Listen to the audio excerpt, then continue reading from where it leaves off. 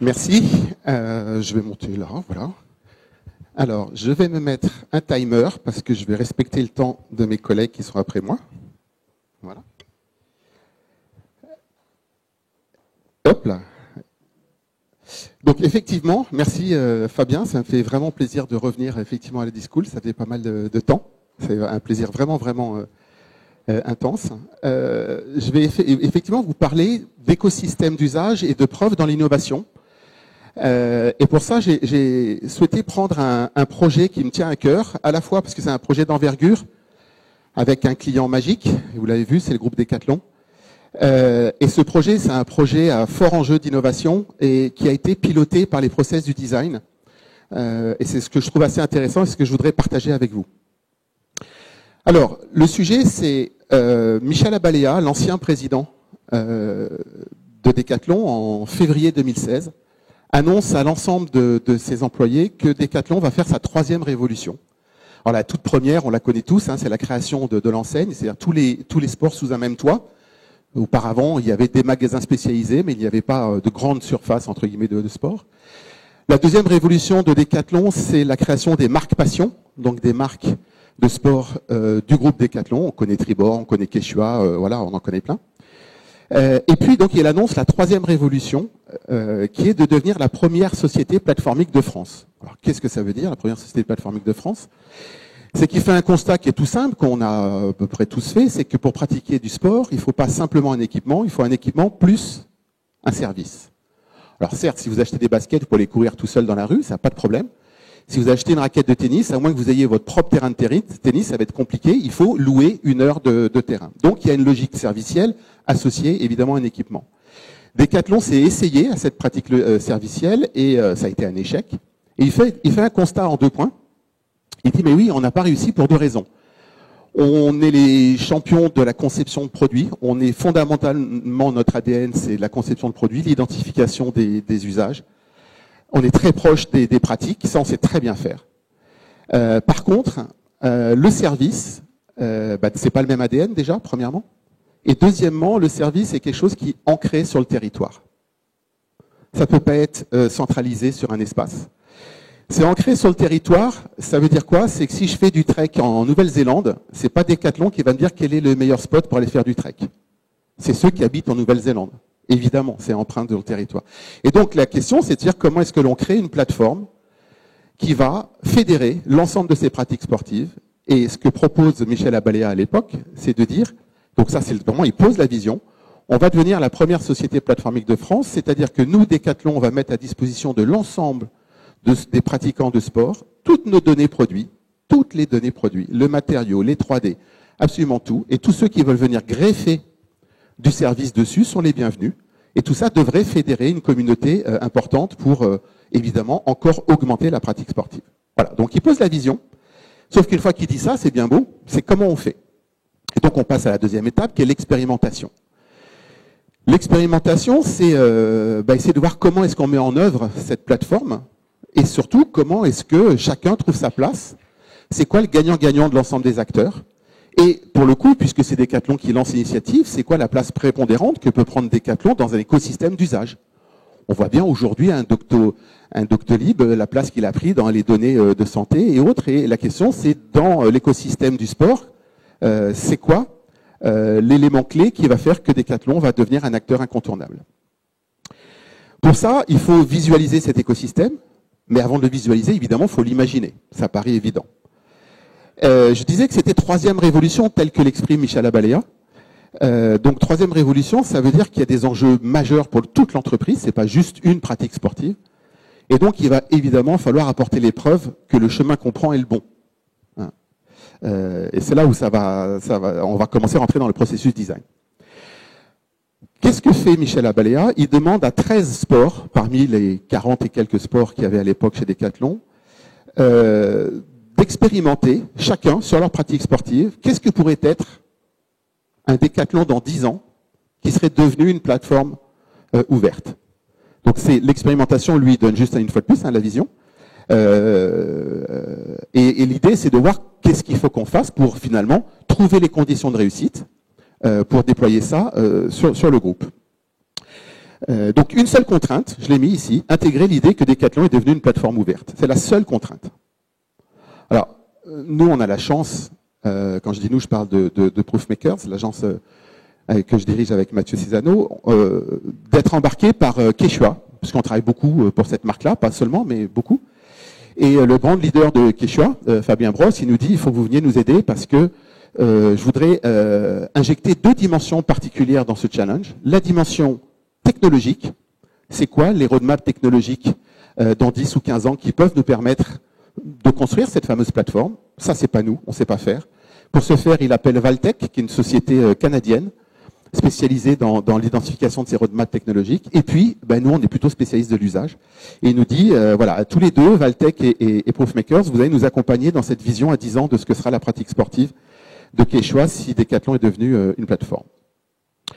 Donc, globalement, on met en place un processus que vous connaissez, qui est évidemment de réflexion, de design fiction. On travaille avec des équipes un petit peu partout dans le monde, donc avec des outils partagés, bien entendu. Une collaboration très très intense.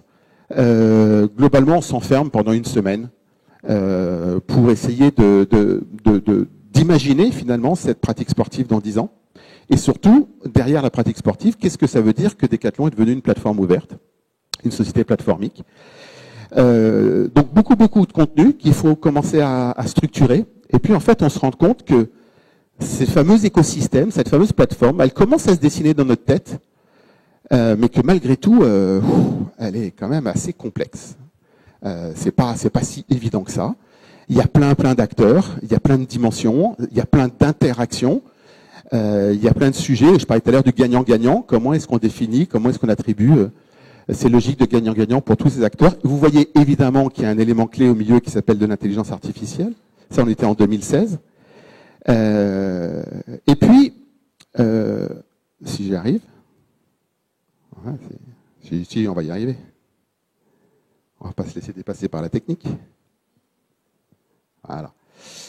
Une fois qu'on a produit ce contenu et qu'on est à peu près au clair, en tout cas notre vision, puisqu'il y a 13 marques qui travaillent sur cette vision, il y aura donc 13 visions, on se dit évidemment, il faut qu'on essaie de voir quelles sont les conditions de réussite, si ça tient un peu la route, notre histoire là, et comment est-ce qu'on teste ça. Et là, on se met dans une situation volontairement critique, c'est qu'on n'a pas de moyens, on n'a pas de temps. On se met volontairement dans cette situation-là, ce qui est de se dire, mais on va pas, même si Michel Abelia a donné 1 an aux 13 marques pour essayer de trouver les conditions de succès de cette plateforme, on se crée cette contrainte pour se dire, mais on va aller à l'essentiel. Hop là, pardon. Ça va trop vite. Donc on a 7 jours, on se donne 7 jours pour synthétiser l'ensemble de ce qu'on a produit. Tout simplement parce qu'au bout des 7 jours, il y a une présentation, les 13 marques se retrouvent, les brand leaders vont présenter les 13, leur vision, les fameuses conditions de réussite, et est-ce que c'est go, no go pour aller plus loin? Ce sera évidemment la première étape à passer. Je vous montre une petite vidéo du brand leader manager, donc Fabien Brosse, qui annonce un axe assez important que je vais vous décrire juste après de la façon dont on a procédé.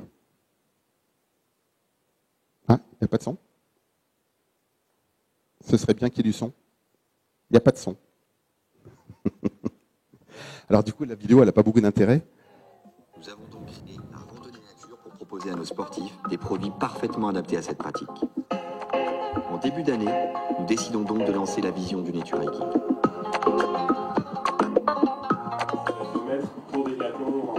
Le premier exercice sur lequel on travaille, c'est la Product Story. Avec cette question, à quoi ressemblera la vie d'un produit au Nature Hiking au sein d'un Decathlon qui se sera transformé en plateforme? On s'est donc enfermé au Mountain Store avec 15 personnes pendant 3 jours pour se projeter dans le futur et produire un très grand nombre de scénarios. Cet exercice sera aussi une super inspiration pour notre travail de vision. C'est trop stylé.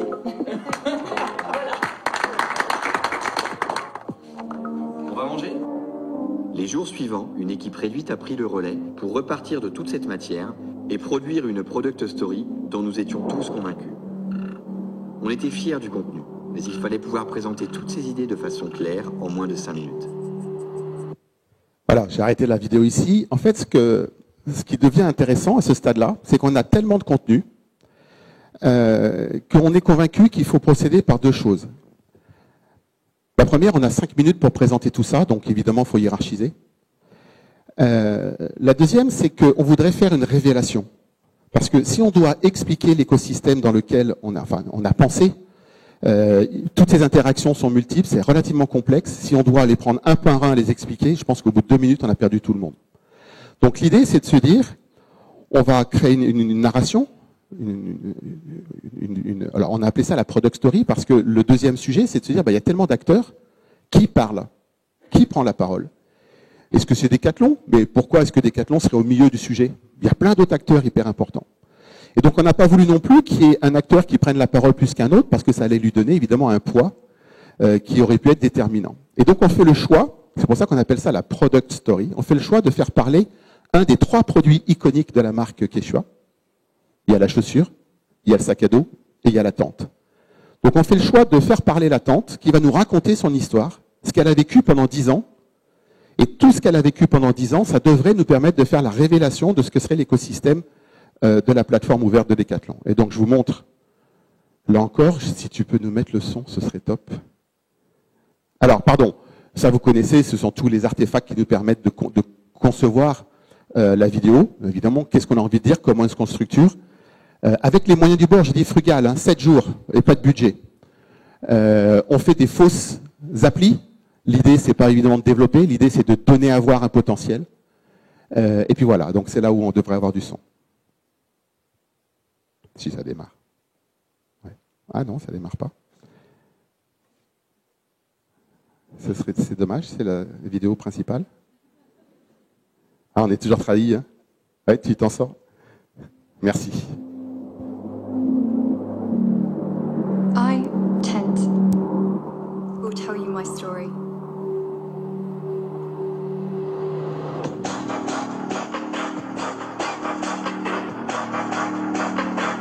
Five years ago, I started my journey as an easy-to-set-up tent, durable and comfortable. My first family and I enjoyed spending weekends in forests. Thanks to the connection between me and their Decathlon account, the Decathlon Nature Hiking chatbot could send them notifications and indications to be safe, even if strong winds were coming. With augmented reality, they always received tips to set me up in the best spot. I remember that when we had to leave, the kids would always try new funny techniques to fold me.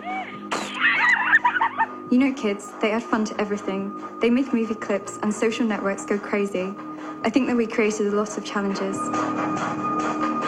When weekends were over, and even when I was stored away, they still talked about me and our experiences on the Nature Hiker community through their Decathlon application dashboard. It was like our diary. I recorded a lot of data and they could add posts.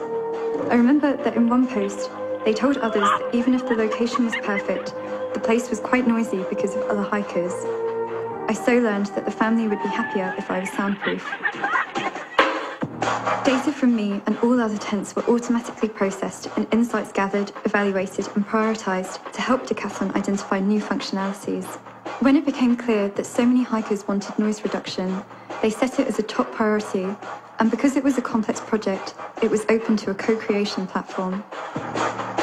Based on precise specifications, the AI-assisted system identified and contacted the best contributors in the world that could help to solve our problem.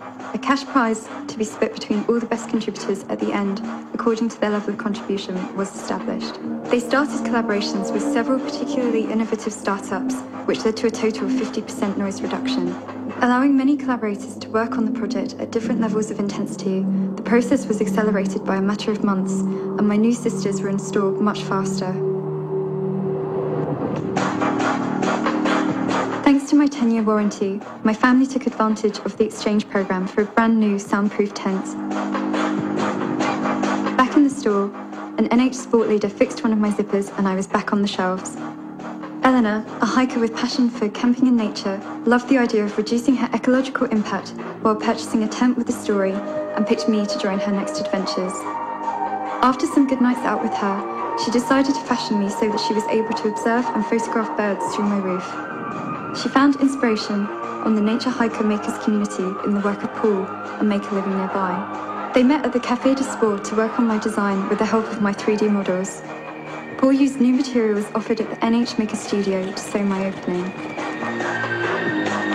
Eleanor loved me so much that she shared pictures and videos of me on all of her social media accounts. It was a huge success.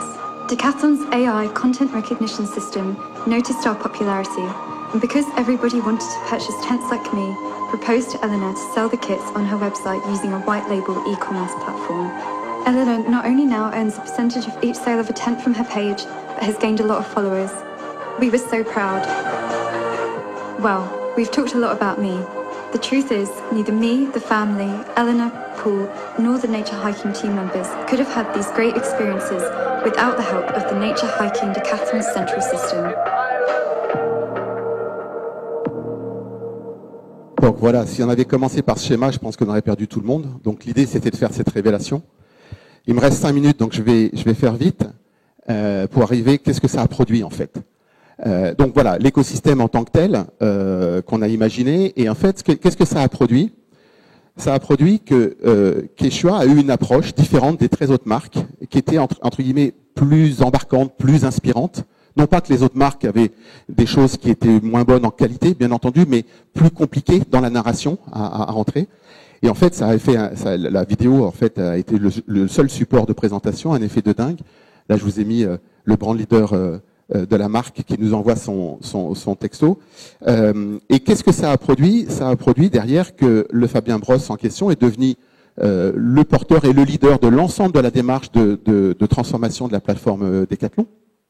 Et donc, il nous a emmené dans la deuxième partie, qui est d'expérimentation. Et là, on va commencer à aller chercher les preuves. Je fais un petit peu vite. Premier élément très intéressant, c'est qu'on, vous avez entendu, on parle de co-création dans la vidéo, mais la dimension du co, elle est multiple. On dit co-création parce que c'est plus rapide, mais il y a 6-7 dimensions du co. Comment est-ce que on expérimente ces 7 dimensions du co? Donc, on va les prendre une par une. Et puis, on va travailler avec des plateformes existantes, quitte à détourner un petit peu les outils. L'idée, c'est d'aller vite, frugal. On va pas from scratch tout recréer. On va créer des challenges. Celui-ci, j'en ai pris 2, mais celui-ci sur la plateforme FunVoice, pour demander aux gens, il y a un challenge de 15 jours pour leur demander qu'ils nous racontent leurs histoires de camping. J'ai pas lancé la vidéo, mais c'est pas grave. C'est une petite vidéo que je vais pas avoir le temps, qui donne à voir ce challenge, qui explique ce challenge. Et en fait, on va avoir des contributions extrêmement importantes, 1850 productions en 15 jours, sur des récits de camping en pleine nature, donc très intéressant. Donc là, on est plutôt sur co-révéler, on n'est pas sur co-créer, c'est comment se pratiquent vos comment dirais-je, vos sorties en camping. Et des enseignements très très intéressants. On va faire une deuxième, je vous dis, on va tester en fait les 6, voire les 7 dimensions du co. Un deuxième challenge avec une autre plateforme qui s'appelle We Are Maker. Donc là, vous pouvez l'imaginer, c'est plus un challenge de conception et de réalisation avec des makers. Pareil, on va faire une petite vidéo pour lancer le challenge. Voilà, tout ça pour nous amener à vous dire que on a mené 16 expérimentations pour essayer d'identifier toutes les conditions de succès de cette plateforme avec le fameux écosystème et le schéma un peu complexe que vous avez vu à la fin. Et que chacune de ces expérimentations nous a apporté non seulement des enseignements extrêmement forts, mais c'est ce qui nous a permis d'écrire le cahier des charges de la plateforme elle-même, qui a été écrit finalement en 2019, donc on a bien mis à peu près une année. La vidéo My Journey a été vraiment le déclencheur, donc moi je voulais juste insister sur 2 choses. C'est évidemment cette capacité à mettre en narration un travail de design fiction, parce que derrière, ça permet de projeter, évidemment. Et une fois qu'on a mis en narration, la deuxième étape, c'est de dire c'est bien beau, mais comment est-ce qu'on va apporter les preuves? Et comment surtout on va se confronter à la réalité, parce qu'on n'a pas forcément complètement raison. D'ailleurs, je vais vous en parler. On a fait plusieurs pivots à l'issue de ces expérimentations. Voilà, je les ai mis ici. Donc, frugal, au début, 6-8 personnes. C'est très peu. Alors, un workshop d'une semaine avec une quinzaine de personnes, mais pour piloter l'ensemble du processus, 6-8 personnes au départ. Une contribution des ressources internes et externes, sélection de partenaires évidemment, parce qu'on ne va pas tout créer from scratch, il faut aller vite, on va essayer d'utiliser des outils existants, voire de les détourner. Je vous disais 3 pivots majeurs. Le premier, j'en ai un peu parlé, on parle souvent de co-création, mais il y a 5-6 dimensions du co. Co-créer, co-révéler, co-communiquer, co-concevoir, co-tester, ce sont des choses différentes. L'enseignement majeur aussi, c'est de se dire, c'est pas vrai, on ne crée pas des communautés, on les révèle. C'est-à-dire qu'un maker, il est maker. C'est pas parce que Decathlon lui demande de faire quelque chose qu'il va devenir maker. Il est maker à la base. Donc l'idée, c'est comment est-ce qu'on révèle cette communauté. C'est quoi l'objectif commun qui va faire qu'ils vont se monter en communauté. Le succès de la plateforme digitale, c'est le physique. Là, j'ai pas forcément trop le temps de vous l'expliquer, mais on a fait sur We Are Maker un challenge 100% digital. Et la récompense des 10 gagnants, c'était non seulement ils se partageaient 10 000 euros, mais ils avaient 2 jours au centre d'innovation de Decathlon à Passy, en Haute-Savoie, pour faire une V2 de leur prototype. Et ce qui a été incroyable, c'est que quand ils se sont tous retrouvés, ils ont tous abandonné leur prototype, ils ont travaillé sur le prototype d'un autre. Ça, c'était leur demande, c'était pas nous qui l'avons imposé. Parce que cet échange-là était plus riche pour eux. Voilà. Et la communauté de sportifs aux communautés de contributeurs, là aussi, c'est un enseignement majeur. C'est faux de penser qu'il faut une très grosse communauté. Non, on peut avoir une petite communauté, mais s'ils sont très contributeurs, c'est extrêmement efficace. Voilà. Je crois qu'il me reste 20 secondes. Tout ça pour vous dire que tout ça continue. C'est aujourd'hui une vraie culture chez Decathlon. J'ai pris l'exemple du Sailing Lab à La Rochelle, qui est le nouveau centre d'innovation pour les sports de la voile, qui est totalement construit autour de cette idée de la co-création. Autre exemple que je vous ai pris, qui est l'aviron, qui est le premier sport chez Decathlon entièrement conçu avec les communautés. Et pour finir, en 2026, on y est presque, 100% des produits Decathlon se placeront par cette plateforme-là. C'est l'objectif. La plateforme aujourd'hui est en route. Hein. L'objectif, c'est que 100% en 2026. Je ne sais pas si j'ai tenu mon temps. Si, c'est bon. Presque. Bon, merci. Merci Stéphane. Je voulais dire l'introduction. L'idée, c'est qu'on ait un échange aussi. Vous ayez des échanges avec les participants. Donc, qui veut poser une première question ? Qui a des questions ? Je suis sûr que vous avez plein de questions. Une question.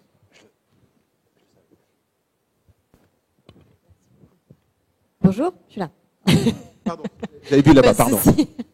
Pas de problème. Merci beaucoup pour cette présentation super intéressante. Moi, j'ai une question qui me vient spontanément en vous écoutant et en regardant les images et les vidéos. C'est quid du coup de l'éco-conception de tout ça ? Et en particulier des impacts du numérique, parce qu'il y a beaucoup de numérique dans ce qu'on voit là. Est-ce que c'est quelque chose qui a été abordé, mesuré, etc. Ah oui. Merci de la question. C'est vrai qu'il a fallu que je fasse des choix, parce qu'en 20 minutes, c'est compliqué. Vous imaginez bien, c'est un énorme projet. Et donc oui, cette dimension, elle est présente. Et notamment, quand on parle d'écosystème, l'idée, c'est d'identifier en proximité de chaque lieu de consommation, quels sont tous les acteurs de l'écosystème. Je prends juste l'exemple des makers, qui ont une capacité à bricoler, à faire des choses. Est-ce qu'aujourd'hui, un maker ne pourrait pas réparer une tente déchirée plutôt que de renvoyer la tente à Lille et la ramener à Bordeaux ou à Grenoble, le lieu où elle a été déposée. Et donc, l'écosystème, il permet aussi d'identifier, en fait, là où se trouve de la valeur par les différents acteurs, pour petit à petit déployer des badges Decathlon Makers et autres pour s'ancrer à la fois dans les territoires et minimiser aussi un certain nombre d'impacts. Donc ça, c'est sur la notion servicielle. Et après, sur la notion de produit, alors là, c'est pas ce projet-là, mais en tout cas, Decathlon est engagé depuis plus longtemps sur, par exemple, 2023, plus un seul PVC dans aucun produit de chez Decathlon et tout. Et ce cahier des charges-là, il a évidemment impacté toute l'étude que je vous ai présentée sur la plateforme. Alors sur le digital, là on a attaqué ça, c'était en 2017. Je vais être honnête avec vous, au moment où on l'a attaqué, le digital n'était pas présent dans nos têtes comme un fort impact environnemental. C'est complètement différent aujourd'hui, mais malheureusement du coup c'est une brique qui se rajoute après. C'est pas une brique qui a été intégrée dès le départ. Là-dessus, il faut être tout à fait honnête. Notre question ? Oui, j'aurais voulu poser une question par rapport à votre rôle, en fait. Vous êtes par rapport à votre rôle maintenant. Oui. C'est-à-dire qu'à partir du moment où vous avez créé cette révélation, mis en scène et construit finalement toute la démarche et comment ça allait se passer, est-ce que vous restez ? Est-ce que vous êtes comme un gestionnaire de cette idée jusqu'à une certaine étape temporelle ou est-ce que finalement vous allez travailler sur d'autres choses ou dans d'autres secteurs de la même boîte ? Alors, aujourd'hui, on s'en détache de plus en plus parce qu'on a plein d'autres sujets, plein d'autres projets avec eux. Ça a commencé en 2017. 2016, c'est la vision de Michel Abalea. Et en fait, on a accompagné ce projet assez longtemps, et notamment sur la transformation des structures et des métiers en interne. Je vais prendre un exemple. Vous savez, chez Decathlon, il y a 120, 130 designers. Un designer qui est rentré chez Decathlon pour dessiner des produits parce que c'est sa passion. Du jour au lendemain, on lui dit, bah écoute, tu vas faire de la conception avec les communautés, c'est eux qui vont te dire ce qu'il faut faire. Évidemment, c'est un choc. La question, c'est qu'on ne dit plus qu'il n'a pas de valeur, au contraire, c'est peut-être à lui de piloter ses communautés, mais la direction artistique, c'est lui qui va l'avoir, c'est pas la communauté. Donc l'idée, c'est de les accompagner dans cette transformation. Donc la deuxième étape, une fois qu'on a accompagné, quand je dis on a accompagné, il y avait Valtech, et puis il y avait quand même l'équipe Decathlon, les 6 personnes de Decathlon. On a accompagné surtout la transition interne. Comment est-ce que l'ensemble des métiers se mettent en ordre de bataille, entre guillemets.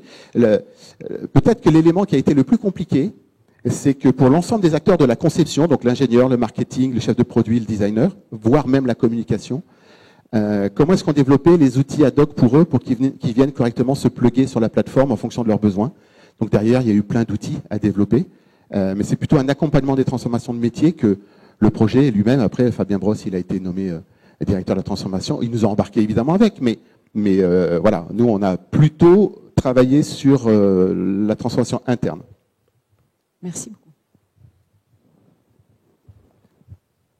Est-ce qu'il y a d'autres questions à la salle?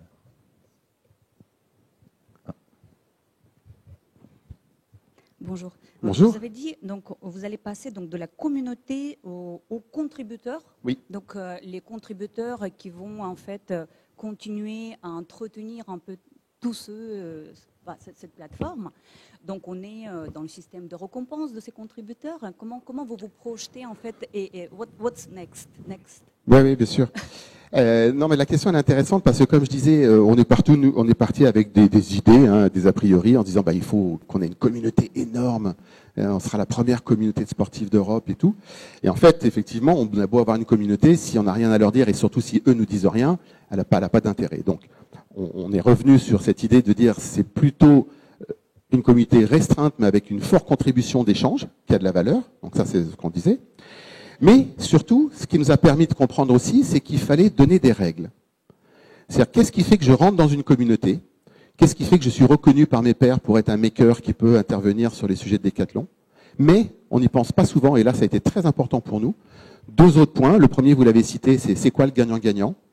Qu'est-ce que j'ai à gagner de venir sur cette communauté? Et là, j'aurai pas le temps de tout dévoiler, mais tout ce que je peux vous dire, c'est qu'il y a 6 dimensions du co, il y a 6 gagnants-gagnants différents. Tout le monde n'attend pas la même chose par rapport à la façon dont il peut contribuer. Et la deuxième chose, c'est aussi de donner des règles de sortie.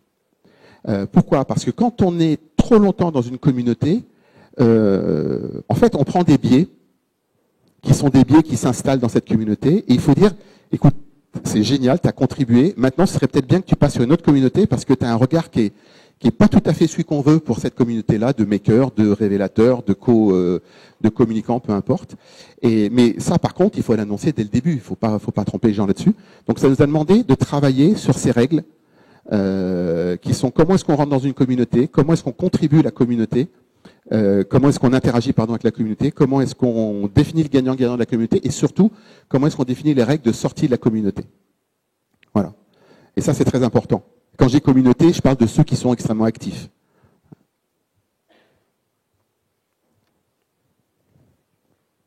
Il reste une question. Enfin, il reste 2 minutes. Merci encore pour la présentation. J'avais juste une question par rapport à la démarche. Notamment, au début, il y avait un premier workshop. Toute la matière qui a été discutée pendant ces workshops, est-ce que ça a été basé sur des besoins utilisateurs? Est-ce qu'il y a voilà, qu'est-ce qui a nourri en fait cette réflexion, ou est-ce que vous êtes parti juste d'intuition à ce moment-là? Non, oui, bonne question. D'abord, ça a été nourri par 2 dimensions. J'évoquais la dimension Valtech sur les nouvelles technologies et leurs courbes de maturité à 5, 10, 15 ans. Et la deuxième partie, c'était plutôt la question des usages. Donc là, on est plutôt sur la question des évolutions d'usage et de comportement, qui sont plutôt, nous, nos territoires d'expertise, les fameux signaux faibles. Comment est-ce qu'aujourd'hui, parce qu'on était pour Quechua, comment est-ce qu'on pratique la montagne? C'est quoi aujourd'hui être dans la montagne? C'est quoi aujourd'hui pratiquer une activité montagne? C'est quoi demain? Donc on est allé chercher un certain nombre de signaux faibles qu'on a croisés, qu'on a projetés, qu'on a croisés avec les technologies. Donc c'est un travail de design fiction sur la base d'un certain nombre d'éléments qui sont à la fois sociologiques, comportementaux, pas tout à fait de marché. Les tendances de marché, on a voulu vraiment s'en échapper. Voilà, comportemental, sociologique, et puis croiser ça avec les courbes de maturité de technologie.